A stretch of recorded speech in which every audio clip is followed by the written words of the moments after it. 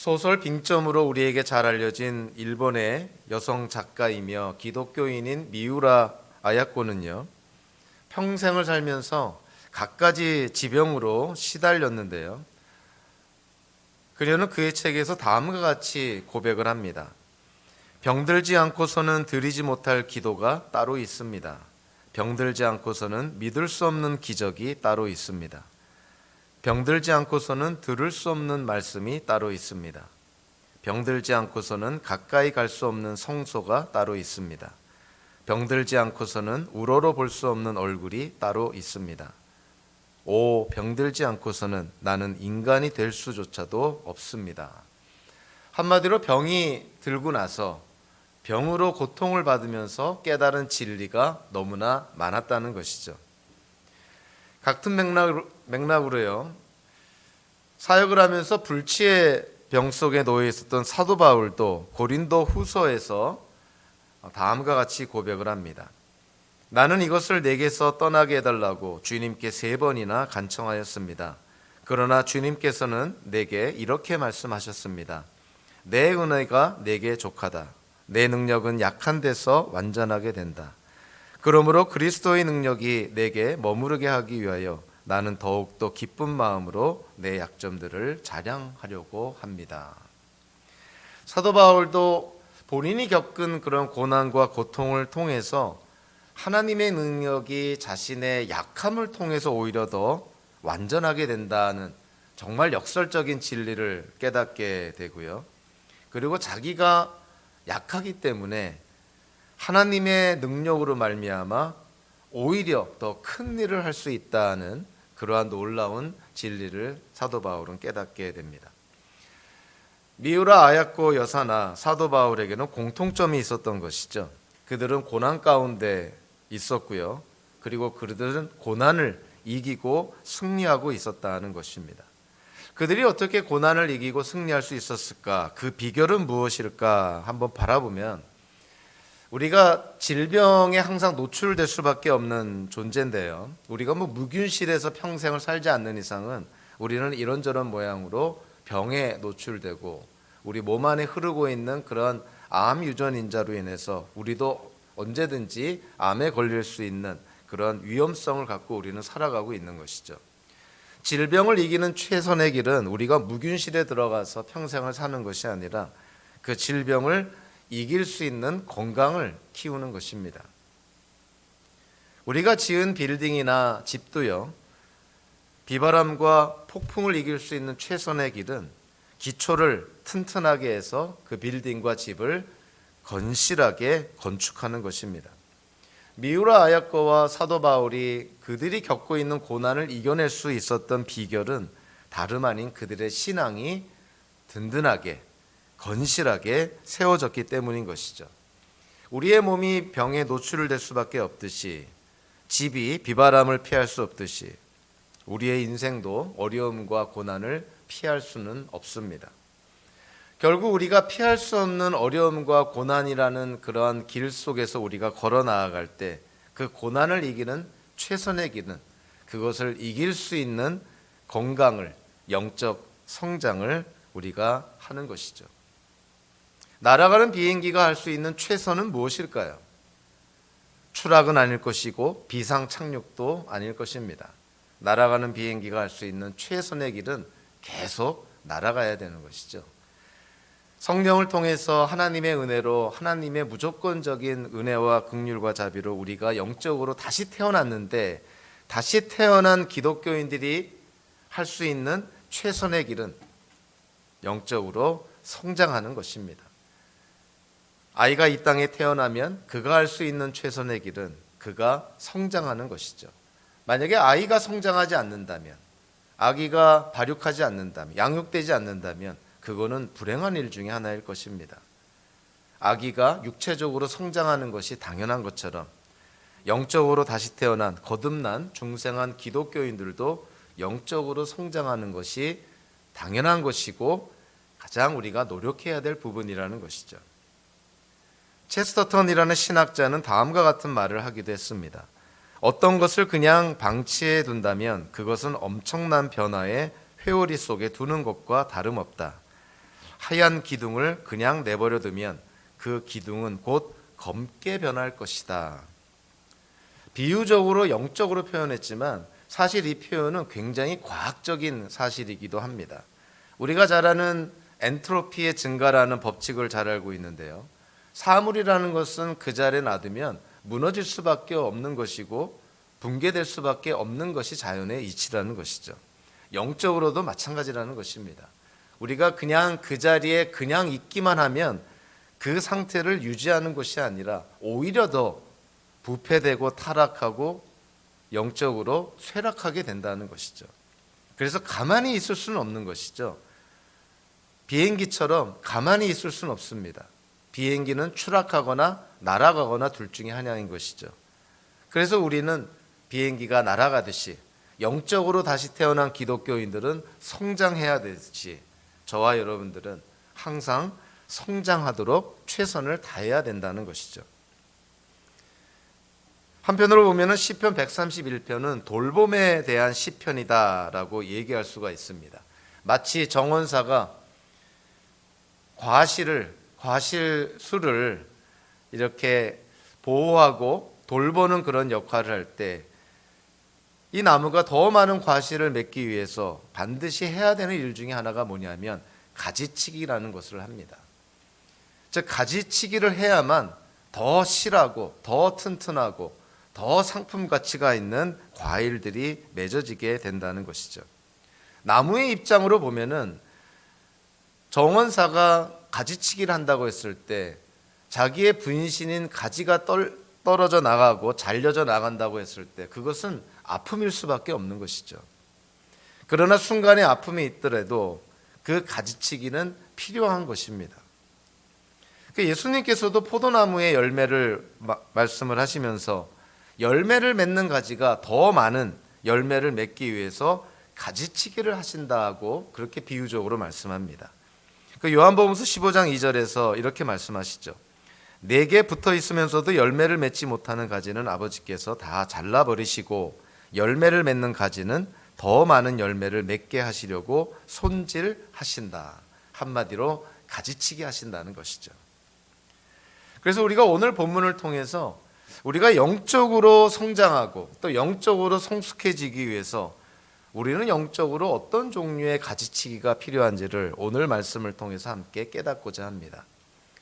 시편 131편에서는 크게 두 가지 가지치기를 언급하고 있는데 그 첫 번째 가지치기, 즉 우리가 영적으로 성장하기 위해서 가지치기를 해야 될 첫 번째 대상은 뭐냐면요, 바로 교만 그리고 주제넘음이라는 것이죠. 오늘 보면 1절 첫 번에 보면 전반부에 보면 다윗이 이렇게 얘기를 합니다. 주님, 이제 내가 교만한 마음을 버렸습니다. 교만이라는 것은 우리가 피할 수 없는 인간의 죄성 가운데 하나고요. 그리고 교만 가운데 가장 최악의 교만은 뭐냐면 바로 영적 교만인 것이죠. 정말 영적으로 교만한 사람들은 좀 과장되게 표현하면 답이 없을 정도로 속수무책인 경우가 많습니다. 교만이라는 것은 한편으로 보면은 다른 사람들을 평가절하하는 것이죠. 과소평가하는 것이죠. 다른 사람들은 과소평가하면서 자신을 과대평가하는 것, 그것이 바로 교만이라고 볼 수가 있는 것이죠. 교만은 결코 예수님의 성품과 같이 갈 수가 없습니다. 마태복음서 11장 28절 29절에 보면 예수님께서 이렇게 말씀합니다. 나는 마음이 온유하고 겸손하니.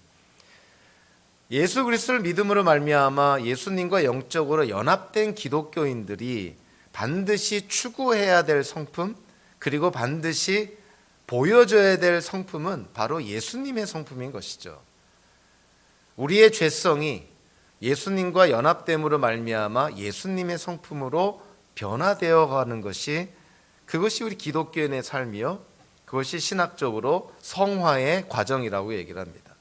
그러니까 우리가 거룩하게 된다, 거룩한 삶을 살아간다, 예수님을 닮아간다고 했을 때 도대체 예수님의 무엇을 닮아가야 된다는 것일까요? 1차적으로 예수님의 겸손하심입니다. 성 어거스틴이 제자들의 질문에 답합니다. 기독교의 핵심이 무엇입니까? 첫째도 겸손이요, 둘째도 겸손이요, 셋째도 겸손이라. 만약에 기독교인들에게 일어난 일들 가운데 우리를 교만하게 하는 것이 있다면, 자, 그것이 물질이든, 그것이 명예든, 그것이 인기든, 재능이든, 외모든, 업적이든, 그 무엇이든지 간에 만약에 그것이 우리를 교만하게 한다면 그거는 축복이 아니라 저주라고 할 수 있는 것이죠. 우리가 영적으로 교만해지는 그런 상황에 놓여 있을 때 하나님의 은혜에서 떨어지고 하나님 중심적인 삶이 아니라 자기 중심적인 삶으로 자꾸만 빠져나가고 다른 사람들을 긍휼히 여기는 마음이 아니라 다른 사람들을 비판하고 정죄하는 그런 마음이 자꾸 들 때 그것이 바로 영적인 교만의 증상인 것이죠. 자, 그러한 증상이 나타나면 자기 점검을 해야 됩니다. 도대체 나로 하여금 왜 이런 영적인 교만이 생겨나게 됐을까? 만약에 그것이 제가 좀 전에 열거한 그러한 돈과 명예와 권력과 명예와 외모 그 어떤 것이라고 한다면 그 부분에 대해서 하나님과 진지한 대화를 해야 되는 것이죠. 다윗은 1절에서 교만한 마음을 버렸고 오만한 길에서 돌아섰다라고 얘기를 합니다. 참 담대한 표현이기도 하죠. 다윗은 그의 인생에 대한 성경의 기록을 통해서 다윗이 교만한 때가 있었나? 다윗도 오만한 때가 있었나? 이런 생각을 할 정도로 다윗은 정말 하나님의 마음에 합한 자였고 사울을 죽일 수 있는 그러한 기회가 주어졌음에도 하나님께 기름 부음 받은 자를 손을 대서는 안 된다는 그러한 그의 생각으로 인간적으로 봤을 때 절호의 기회를 다 피해가는 그러한 모습, 그러한 하나님을 하나님으로 인정하는 겸손한 모습을 보게 됩니다. 그럼에도 불구하고요, 우리가 좀 눈여겨보는 것이죠. 오늘 본문에서도 다윗이 교만한 마음을 버렸다는 것은 그가 한때는 교만한 마음을 가졌던 적이 있었다는 것이죠. 사무엘기상 17장 28절에 보면 다윗의 형들이 전쟁에 나갔는데 그 형들이 어떻게 하고 있는지 아버지의 그런 명을 받아서 다윗이 전쟁에 나갔다가 다윗의 형인 엘리압으로부터 꾸짖음을 당하는 그러한 묘사가 성경에 나와 있습니다. 사무엘기상 17장 28절에 보면 이렇게 기록을 합니다. 다윗이 군인들과 이렇게 이야기하는 것을 맏형 엘리압이 듣고 다윗에게 화를 내며 꾸짖었다. 너는 어쩌자고 여기까지 내려왔느냐? 들판에 있는 몇 마리도 안 되는 양은 누구에게 떠맡겨 놓았느냐? 이 건방지고 고집센 녀석아, 네가 전쟁 구경을 하려고 내려온 것을 누가 모를 줄 아느냐? 그 맏형 엘리압의 눈에 보이는 다윗은 막내였지만 건방지고 고집센 녀석처럼 보였다. 다르게 말하면 참 교만한 구석이 있었다는 거예요. 그러니까 아마 다윗도 자라나면서 그러한 면모가 본인도 아마 깨달을 정도로 있었던 것으로 판단이 됩니다. 오늘 본문에서는 분명하게 명시를 하는 것이죠. 내가 교만한 마음을 버렸다. 오만한 길에서 돌아섰다. 기독교인들이 영적으로 성장함에 있어서 정말로 가장 우선적으로 조심해야 될 것, 그리고 반드시 극복해야 될 것, 그리고 반드시 제거해야 될 것은 영적 교만입니다. 오해는 하지 마시고요. 만약에 여러분들이 기도를 열심히 했는데 그 열심히 한 기도 때문에 여러분들이 영적으로 교만해지는 것 같으면 아예 기도를 안 하는 게 낫습니다. 성경 지식을 쌓으면 쌓을수록 하나님의 계신 말씀을 알면 알수록 겸손해지기보다 오히려 교만해지고 하나님의 말씀으로 다른 사람들을 정죄하고 공격하는 그런 영적인 교만한 모습이 보인다면 성경을 읽지 않는 것이 오히려 더 유익한 것이죠. 우리가 신앙생활을 하면서, 저는 또 사역을 하면서 참 믿기 어려운, 이해하기 어려운 현상들 가운데 하나가 이런 것입니다. 성경 지식이 많아질수록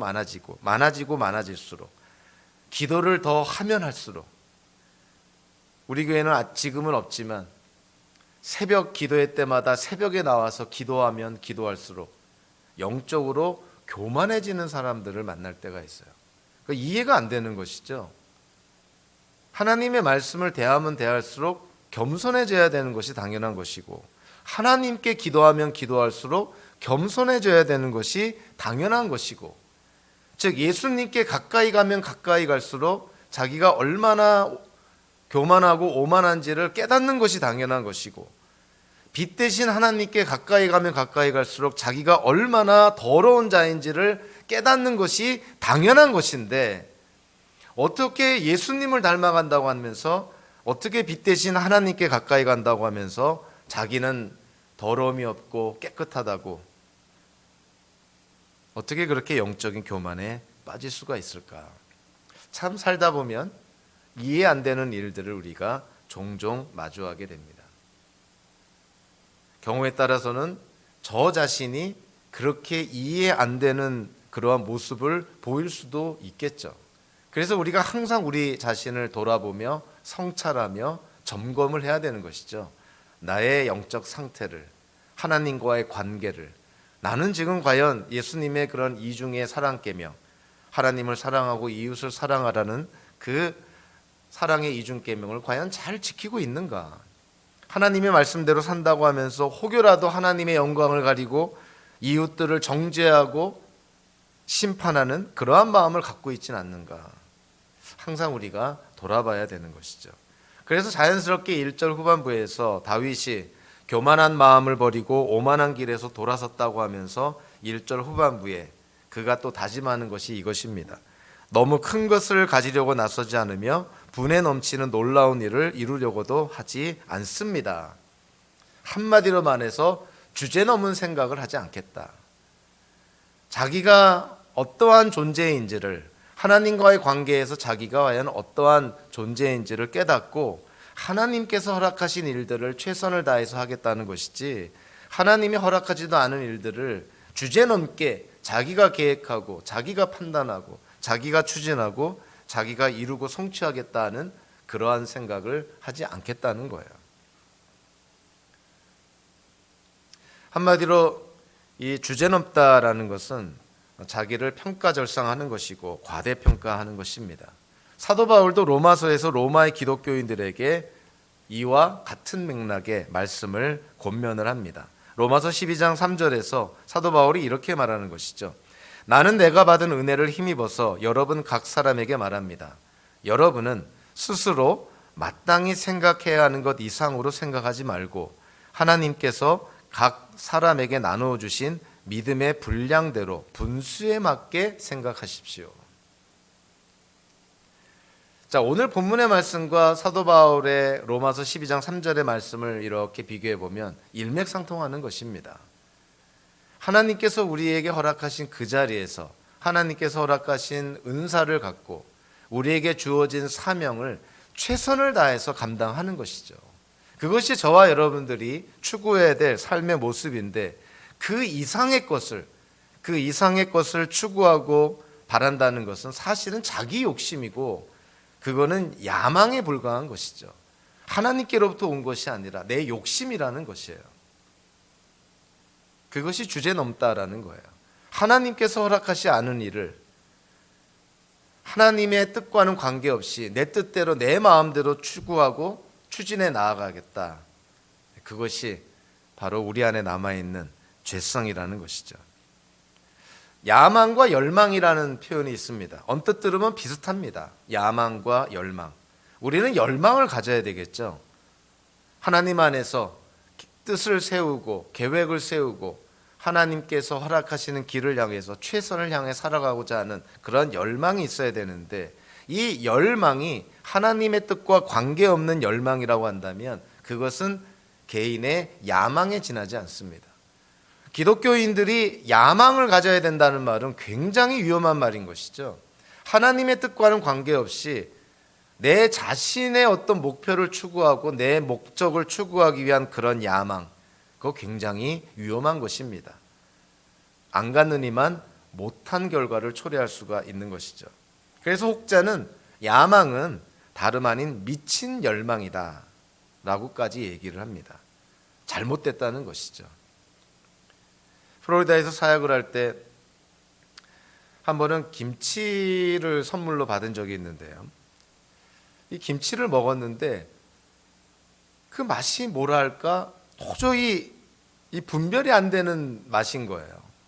이게 뭐 매운 것도 아니고 신 것도 아니고 잘 익은 것도 아니고 그렇다고 또 신선한 그런 막 담은 그런 김치 같은 맛도 아니고 정말 맛을 알 수 없는 애매모호한 맛을 내는 김치.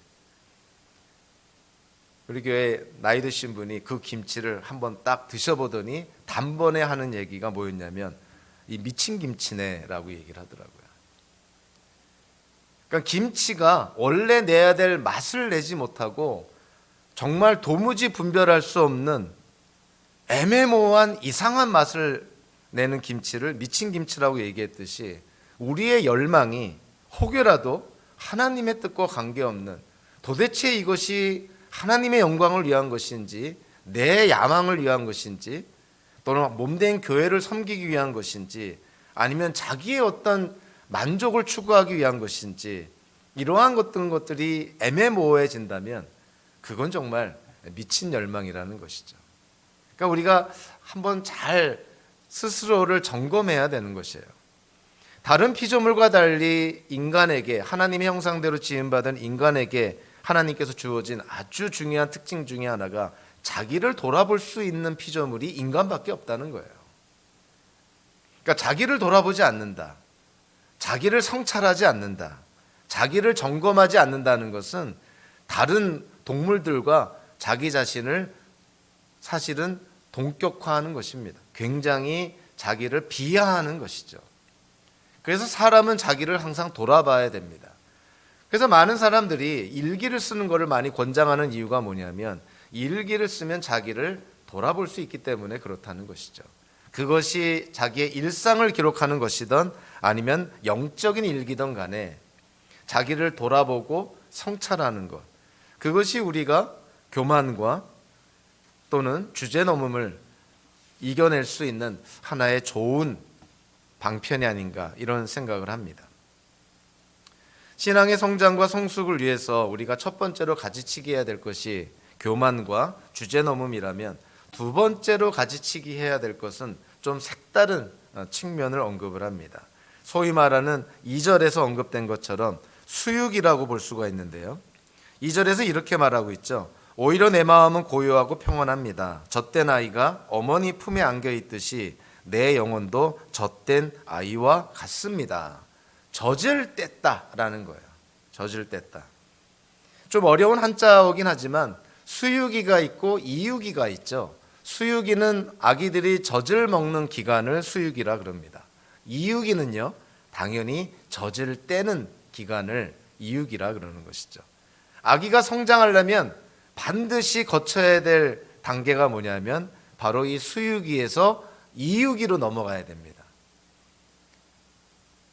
아기가 나이가 들고 몸은 커지는데 여전히 아기 때 먹었던 엄마의 젖만 찾는다면 그거 정상이 아닌 것이죠. 아기가 성장을 하려면 반드시 이유기를 거쳐야 됩니다. 엄마의 젖을 떼는 그러한 과정을 거쳐야 되는 것이죠.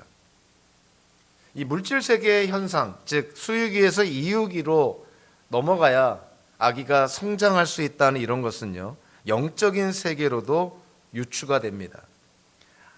우리가 태어났다, 예수 그리스도를 믿음으로 말미암아 성령에 의해서 우리가 다시 태어났다, 중생했다, born again 했다는 것이죠. 그러니까 기독교인들은 영적으로 다시 태어난 자들입니다. 영적으로 다시 태어났으니 저와 여러분들이 처음에 예수님을 믿고 하나님의 자녀로 이 땅을 살아갈 때 하나님이 공급하시는 은혜가 큽니다.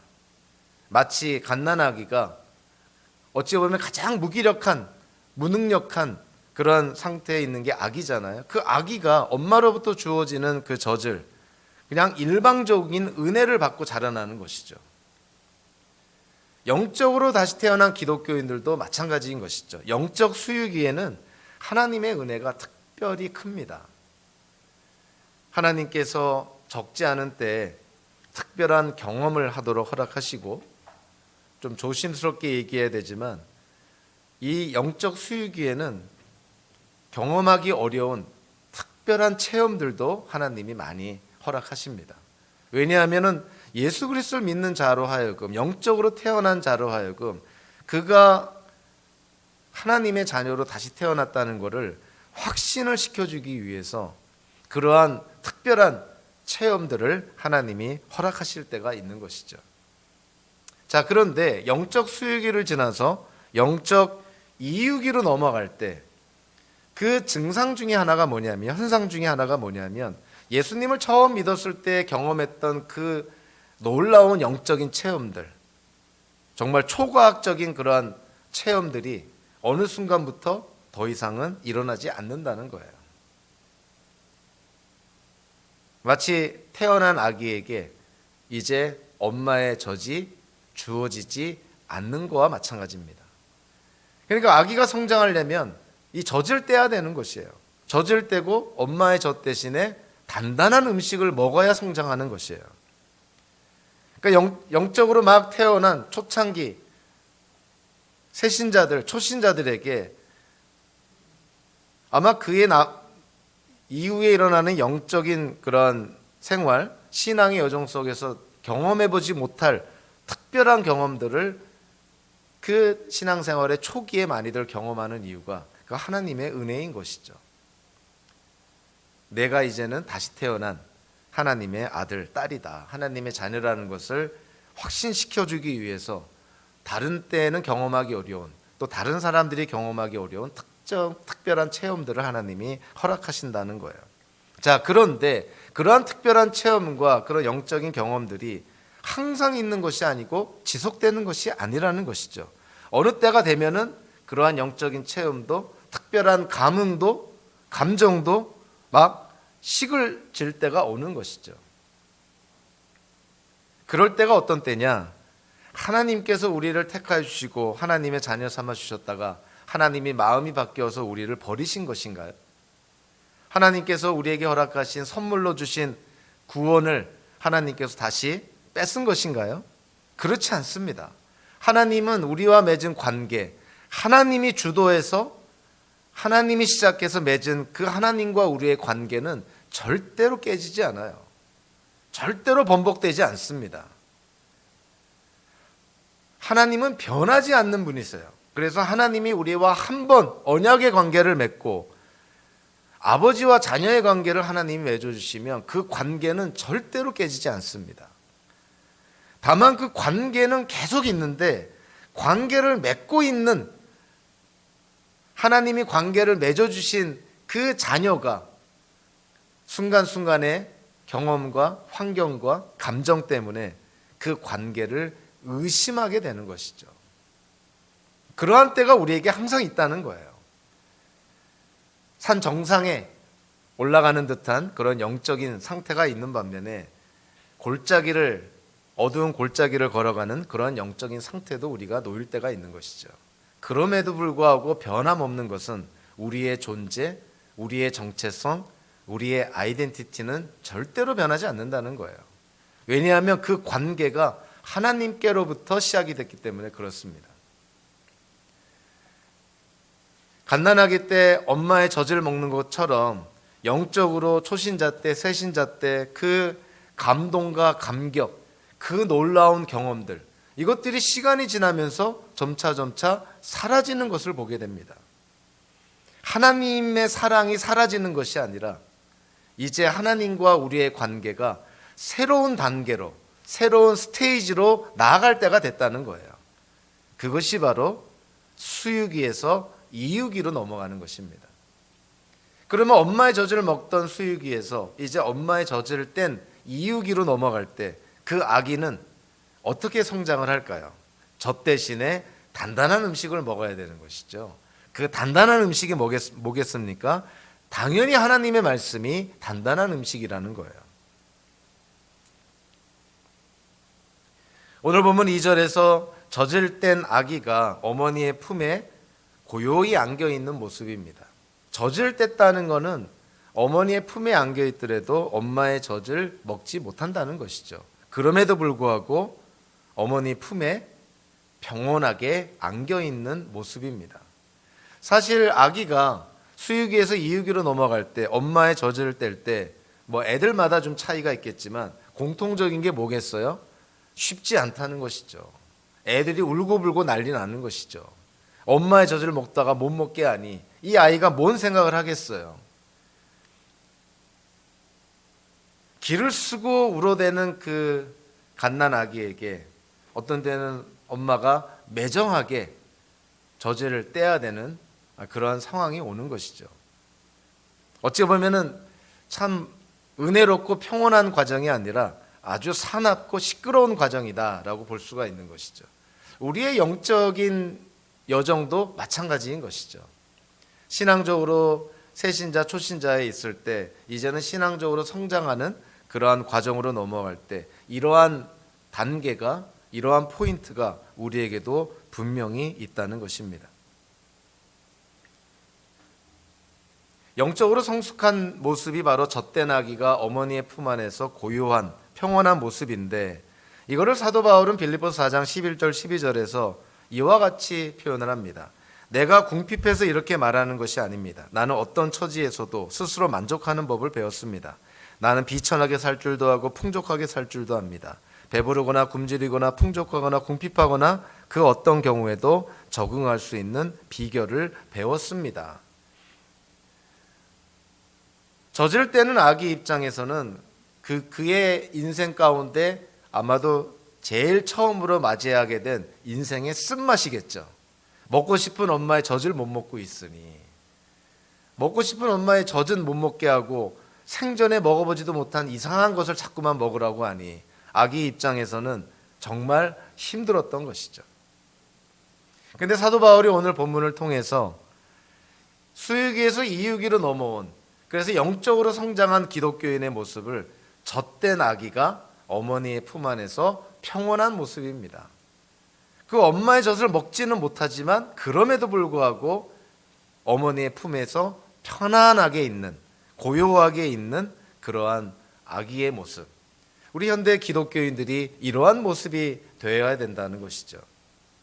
이제는 신앙인으로서 연륜이 쌓이고 신앙생활을 오래 하고 또 기독교인으로서의 삶을 더하면 더할수록 이제는 어찌 보면은 하나님께 신경증적으로 그렇게 의존하는 아기 같은 그러한 믿음이 아니라, 그러한 신앙이 아니라 정말 하나님을, 아버지와 어머니를 순수하게 신뢰하는 어린아이와 같은 그러한 성숙한 그런 믿음의 소유자가 되는 것. 이제는 더 이상 철부지 어린애, 변덕스러운 응석이나 피는 철부지 어린애가 아니라 하나님을 자발적으로 신뢰할 수 있는, 그래서 하나님 안에서 우리의 정체성을 온전히 확신할 수 있는 그러한 단계. 자, 그러한 단계가 바로 이유기에 들어가는 우리 신앙인의 모습이라고 할 수가 있습니다. 젖먹이 아기에서 젖된 어린이로 전환하는 과정, 수유기에서 이유기로 전환하는 과정, 하나님께 떼쓰는 그러한 단계가 아니라 이제는 상황을 초월해서 하나님을 신뢰할 수 있는 단계. 자, 그러한 단계로 넘어가는 것이, 그것이 우리가 영적으로 성장하는 것이죠. 자, 그래서 수유기에서 이유기로 넘어가면 그 다음에 뒤따라오는 것은 당연히 성장기가 뒤따라오게 되겠죠. 이제 엄마의 젖이 아니라 단단한 음식을 먹으니 이제 아기는 성장하는 것이에요. 그래서 오늘 보면 3절에 보니까 이스라엘아 이제부터 영원히 오직 주님만을 의지하여라. 이스라엘 민족이 하나님께 택한 제사장과 같은, 맏아들과 같은 선택받은 하나님의 언약의 백성으로 계속 세워지기 위해서 이스라엘이 해야 될 일은 하나라는 것이죠. 하나님을 의지해라. 사도 바울이 고린도전서 3장 1절 2절에서 고린도 교회 성도들을 이렇게 꾸짖습니다. 형제자매 여러분, 나는 여러분에게 영에 속한 사람에게 하듯이 말할 수 없고 육에 속한 사람 곧 그리스도 안에서 어린아이 같은 사람에게 말하듯이 하였습니다. 나는 여러분에게 젖을 먹였을 뿐 단단한 음식을 먹이지 않았습니다. 그때에는 여러분이 단단한 음식을 감당할 수 없었습니다. 사실 지금도 여러분은 그것을 감당할 수 없습니다. 고린도 교회 성도들이 예수님을 믿은 지 오래됐지만 여전히 영적으로 어린아이 같다는 거예요. 아직도 영적인 젖이나 먹고 있는 그러한 단계, 그래서 단단한 음식을 먹을 수 없는 그러한 영적인 어린 아기 같은 그러한 존재가 바로 고린도 교회 성도들이었다는 것이죠. 고린도 교회 성도들이 영적으로 이런 베이비 수준이었다는 것을 사도 바울은 고린도전서에서 어떻게 표현하고 있냐면 그들 안에 파당을 짓고 분열하고 다투고 나눠지는 현상들이 일어났다는 거예요.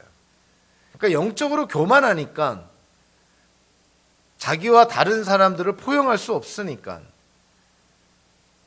상대방을 나보다 더 나은 자로 생각하는 그러한 겸손함이 없으니 고린도 교회 안이 분열과 다툼과 분쟁과 나눔이 그렇게 심했다는 것이죠. 그것이 고린도 교회 성도들이 영적으로 어린 아기와 같은 베이비 상태에 있는 아직도 수유기에 있는 그러한 상태를 명시적으로 보여주는 증상이었다는 거예요. 그래서 사도 바울이 단언을 합니다. 고린도 교회 성도 여러분, 여러분들은 하나님의 은혜를 그렇게 많이 받았으면서도 아직도 단단한 음식을 먹지 못하는 영적 베이비 상태에 놓여 있습니다. 기독교인들이 수유기를 거쳐서 이유기를 거쳐서 성장기로 넘어올 때 단단한 음식 당연히 필요한 것이고요. 그 단단한 음식이 하나님의 말씀이라고 표현하도 하지만 오늘 본문 3절에서는 그 단단한 음식을 뭐라고 말하고 있냐면 하나님을 의지하는 것이다. 하나님께 달라고 칭얼대고 응석을 피는 그런 아기의 모습이 아니라 신실한 하나님을 의지하는 모습, 그것이 바로 단단한 음식이다라고 얘기를 합니다. 예수님께서 요한복음 4장 34절에서 같은 맥락으로 이렇게 말합니다. 나의 양식은 나를 보내신 분의 뜻을 행하고 그분의 일을 이루는 것이다. 예수님께 양식이 되는 것이 뭐냐면 성부 하나님의 뜻을 행하고 그분의 일을 이루는 것이 양식이다.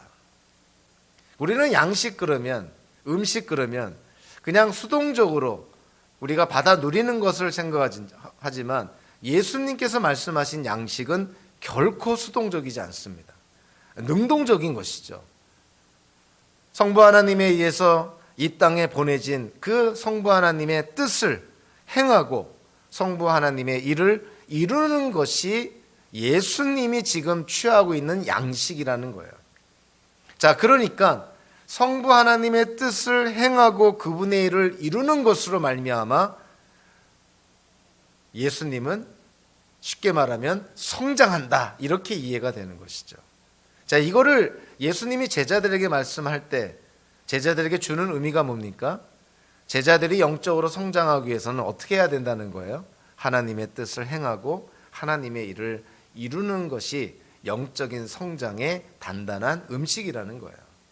그러니까 단순히 하나님의 말씀을 듣고 이해하고 받아들이는 것으로 충분치 않다는 거예요. 그거는 수동적인 것이죠. 예수님께서 말하는 양식은 하나님의 뜻을 이루고 행하는 데 있습니다. 그러니까 우리가 영적인 양식이 단단한 음식, 그래서 하나님의 말씀을 우리가 열심히 공부하고 열심히 우리가 기억을 하고 그 지식을 우리가 계속 쌓아가는 것 중요한 단계지만 만약에 거기에 멈춘다면 그걸로는 우리가 성장할 수 없다는 것이죠.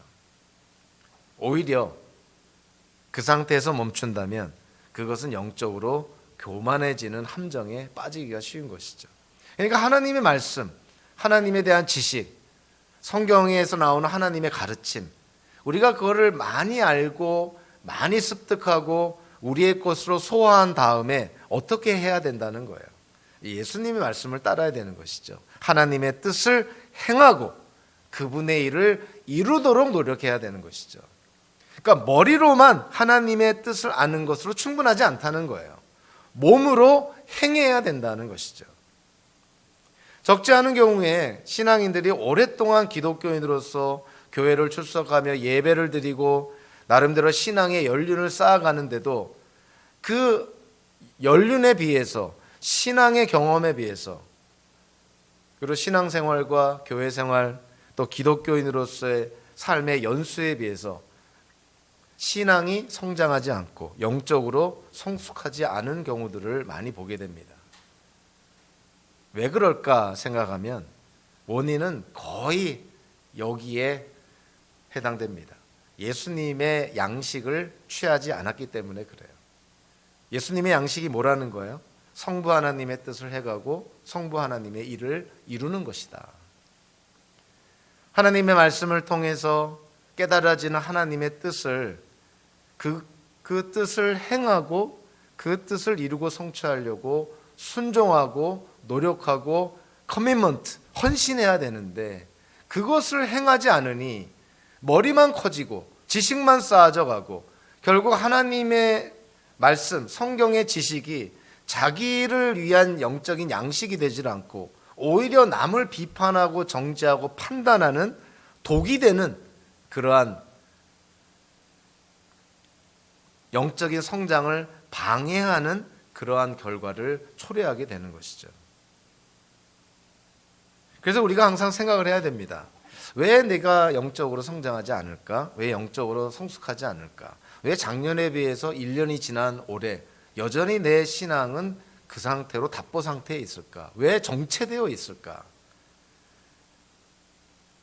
하나님의 말씀에 대한 지식이 없는 것일까? 아니면 하나님의 말씀에 대한 지식은 있지만 그 지식을 행하고 실천하고 순종하지 않았기 때문일까? 그러니까 자기를 성찰해 봐야 되는 것이죠. 오늘 본문에서는 우리가 영적으로 성장하기 위해서 정원사가 과실수를 가지치기를 할 때 그 가지치기의 대상이 교만과 주제넘음 그리고 수유기에 해당되는 영적 게으름과 나태함이다라는 거예요. 이와 같은 것들을 극복을 해야 저와 여러분들이 영적으로 성장하게 되는 것이고 그것이 우리를 붙들어주는 원동력이 된다는 것이죠. 시편 23편에서는 다윗이 하나님과 자신의 관계를 뭐라고 묘사를 했냐면 목자와 양이라고 비유했습니다. 시편 131편 오늘 본문에서는 다윗이 하나님과 자신의 관계를 어떻게 묘사하고 있나요? 어머니와 젖된 아기로 묘사를 합니다. 그 두 비유적인 관계에서 공통적으로 강조되는 게 뭘까요? 목자와 양의 관계, 그리고 젖된 아기와 어머니의 관계. 공통적으로 강조가 되는 건 뭐냐면 양은 목자를 신뢰하는 것이고 젖된 어린이도 어머니를 신뢰하는 것이에요. 그 신뢰가 공통점입니다. 그러니까 하나님을 의지하고 하나님을 신뢰함으로 상황을 초월해서 하나님의 뜻대로 살고자 노력하는 것, 그것이 우리에게 단단한 음식이고 그것이 우리를 영적으로 성장하게 만든다는 거예요. 모세가 가나안 땅에 들어갈 준비를 하고 있는 이스라엘 백성들에게 두 번째로 쓴 율법이라는 토라라는 그러한 문자적인 의미를 갖고 있는 신명기에서 이렇게 강조합니다. 여러분들도 꼭 기억하면 좋을 것 같아요. 신명기 29장 29절인데 외우기도 쉬워요. 29장 29절. 모세가 놀라운 말을 합니다.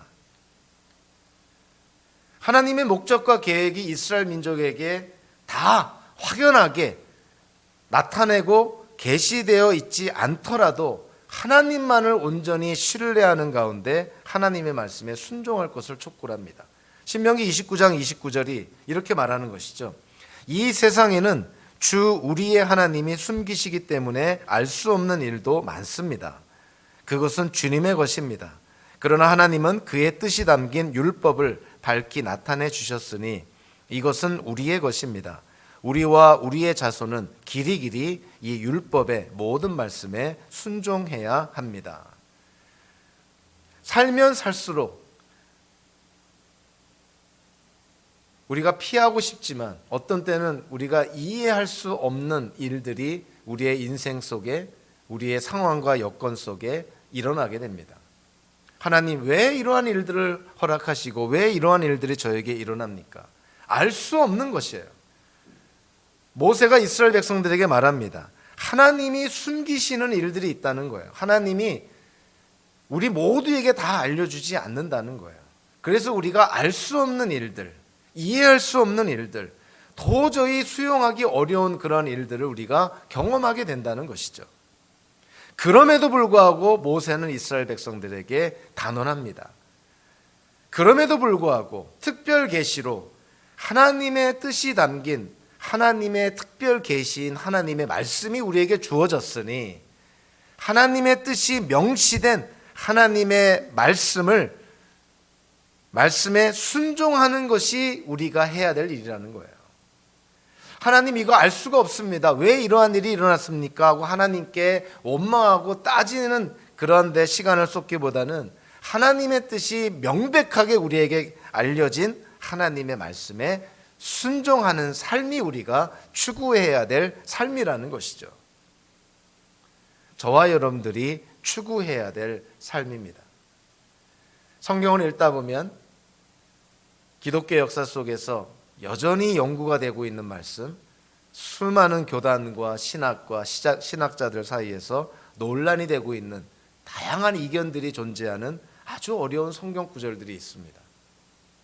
어찌 보면 그 어렵고 난해한 정말 신비스러운 그러한 성경 구절들은 우리 평생에 깨닫지 못할 가능성이 더 많다고 저는 생각을 해요. 그럼에도 불구하고요, 성경은 우리가 깨달은 하나님의 말씀이 차고 넘칩니다. 초등학교 학생들도 깨달을 수 있는 영적인 진리의 말씀이 차고 넘치고 있어요. 우리가 깨달을 수 있는 차고 넘치는 하나님의 말씀은 온데간데 없고 그 말씀에 대한 순종은 온데간데 없고 신비스럽고 난해한 하나님의 말씀에 꽂혀가지고 거기에 우리의 인생을 허비한다면 그것 또한 어리석은 일이겠죠. 그래서 저와 여러분들이 신앙생활을 할수록 하나님의 말씀을 많이 알면 알수록 또 하나님의 가르침을 깨달으면 깨달을수록 특별 계시인 하나님의 말씀을 우리는 더 많이 알아가게 될 겁니다. 우리가 하나님의 말씀을 더 많이 알아간다는 것은 우리에게 어떠한 책임이 있다는 거예요? 더 많은 순종이 필요하다는 거예요. 지식만 더 쌓는 것이 아니라 우리가 깨달아진 하나님의 말씀에 순종해야 되는 것이죠. 우리가 얼마만큼이나 하나님의 말씀을 알아야 됩니까? 얼마만큼이나 성경 지식이 있어야 됩니까? 오늘 말씀과 비춰보면 거기에 대한 대답은 명백합니다. 우리가 순종할 수 있을 만큼만 아시면 되는 것이죠. 순종하지 않는 하나님의 말씀은 우리를 교만하게 하고 오히려 우리의 영적 성장에 방해가 됩니다. 그렇기 때문에 저와 여러분들 우리가 알고 있는 말씀, 깨달아진 말씀, 명백한 진리의 말씀, 자, 그것을 그냥 지식으로만 머리에만 담아두지 마시고 하나님을 온전히 신뢰하고 의지하는 가운데 그 하나님의 뜻을 행하고 하나님의 뜻을 이루고 성취하고자 우리가 최선을 다해야 될 것입니다. 2025년도 이제 하반기에 접어들었습니다. 어느덧 신년에 새해 결심을 한 게 엊그제 같은데 벌써 6개월이라는 시간이 금방 지나갔어요. 남은 6개월이라는 시간이 있습니다. 우리가 작년보다 올해 그래도 영적으로 성장하고 성숙해졌다는 것을 또 내년 새해 첫날에 우리가 깨닫고자 한다면 남은 2025년 하반기를 이제는 하나님의 말씀에 좀 더 순종하고자 하는 성장을 위한 순종, 성장을 위한 실천과 실행에 저희가 더욱 주력하는 저와 여러분들 되시기를 주님의 이름으로 축원합니다. 기도하겠습니다. 사랑의 하나님,